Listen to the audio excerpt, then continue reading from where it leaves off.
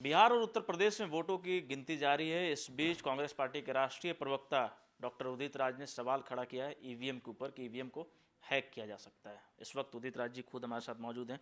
उदित जी, इस दौरान जब वोटों की गिनती चल रही है, बिहार की बात करें, उत्तर प्रदेश में भी चुनाव हुआ, तो आप ईवीएम पर सवाल खड़े कर रहे हैं, टाइमिंग के ऊपर कहीं ना कहीं। टाइमिंग की बात नहीं। देखिए, मेरा पहले से परसेप्शन था और विचार था, और पूरी दुनिया ने जब ईवीएम को त्याग दिया है और उनके मुकाबले में टेक्नोलॉजी में और मैनेजमेंट में और इथिक्स में हम कहीं नहीं टिकते। और हरियाणा के विधानसभा बड़ौदा में लड़के गांव गांव भेजे गए थे, ब्लूटूथ से उन्होंने वोट डाला। आयोग ने क्या किया, 2019 के लोकसभा का जब चुनाव हुआ तो जितने वोट पड़े उसको वेबसाइट पर अपलोड किया आयोग ने, और जब वोट काउंट हुआ तो फर्क आया तो वेबसाइट से हटा दिया। तो आयोग कौन सा फुल प्रूफ है यहाँ पर। और आरा में जब अभी वोट पड़ रहा था तो बड़ा वहाँ पर शोर शराबा हुआ कि 5 वोट केवल कमल पे पड़े। तो बात जीत और हार की नहीं है, अभी तो 15-20% वोटों की काउंटिंग हो रही है, कौन जीतता कौन हारता। अगर गठबंधन 2/3 से भी मेजोरिटी से जीते तो भी मैं कहूँगा कि ईवीएम को जाना चाहिए। ईवीएम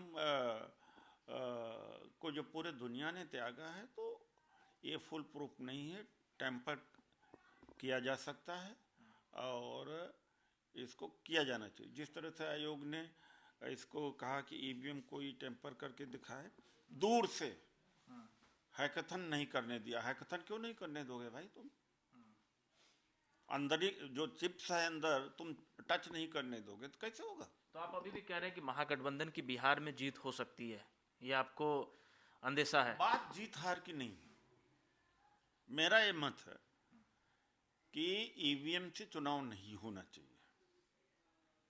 चाहे जीते हारे, हम उस बात के नहीं कि हारने पे रोने लगे और जीतने पर समर्थन करने लगे, नहीं।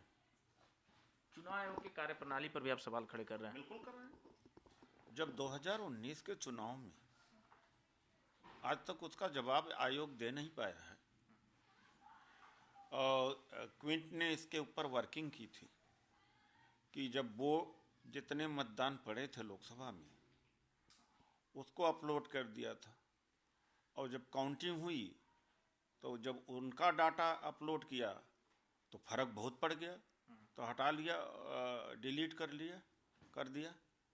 उसका जवाब है, अशोक लवासा ने जब देखा कि निष्पक्षता बरती नहीं जा रही है तो उनके साथ में क्या हुआ, उनके खिलाफ में जांच बैठा दिया और एडीबी में भेज दिया।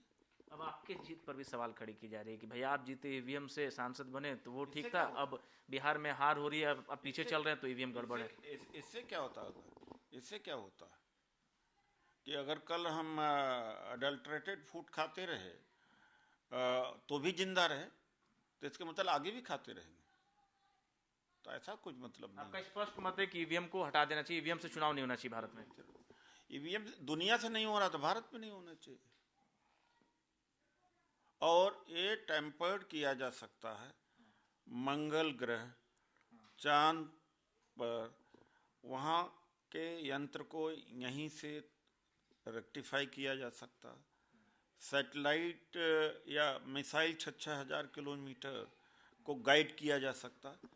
ईवीएम क्या क्या चीज़ है? ईवीएम कुछ नहीं है। आयोग कहता टच न करो, अंदर आपने किस कंपनी से मिलकर चिप आपने फिट कर दी, वो कंट्रोल कहाँ से हो सकता है? जापान से कंट्रोल हो जाए, क्या कर लोगे आप?